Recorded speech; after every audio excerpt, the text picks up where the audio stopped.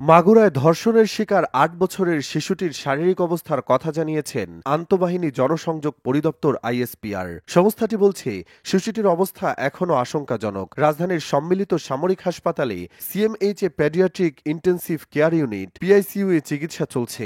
রোববার দিবাগত রাত ১টার দিকে আইএসপিআর থেকে খুদে বার্তা পাঠিয়ে এ তথ্য জানানো হয়। পিআইসিইউ হল হাসপাতালের একটি বিশেষায়িত ইউনিট, যেখানে গুরুতর অসুস্থ শিশুদের সর্বোচ্চ চিকিৎসা দেওয়া হয়। এর আগে শনিবার শিশুটিকে উন্নত চিকিৎসার জন্য ঢাকা মেডিকেল কলেজ হাসপাতাল থেকে সম্মিলিত সামরিক হাসপাতাল সিএমএইচে নেওয়া হয়। বিষয়টি নিশ্চিত করে ঢামেক পরিচালক ব্রিগেডিয়ার জেনারেল মোহাম্মদ আসাদুজ্জামান জানান, মাগুরার ওই শিশুটিকে সম্মিলিত সামরিক হাসপাতালে নেওয়া হয়েছে। তারা ইতিমধ্যে সেখানে পৌঁছেছে। তিনি আরও জানান, শিশুটির শারীরিক অবস্থার আরও অবনতি হয়েছে। এছাড়া তার চিকিৎসায় ৪ সদস্যের একটি মেডিকেল বোর্ড গঠন করার তথ্য জানান তিনি। গত ৫ মার্চ বোনের বাড়িতে বেড়াতে গিয়ে গভীর রাতে ধর্ষণের শিকার হয় ৮ বছরের ওই শিশু। প্রথমে তাকে মাগুরা সদর হাসপাতালে ভর্তি করা হয়। অবস্থার অবনতি হলে সেখান থেকে স্থানান্তর করা হয় ফরিদপুর মেডিকেল কলেজ হাসপাতালে। সেখানেও তার অবস্থার কোনো উন্নতি হয়নি। বৃহস্পতিবার রাতে অচেতন অবস্থায় শিশুটিকে ঢাকা মেডিকেল কলেজ হাসপাতালে ভর্তি করা হয়। অবস্থার অবনতি হলে শুক্রবার রাতে শিশুটিকে লাইফ সাপোর্টে নেওয়া হয়।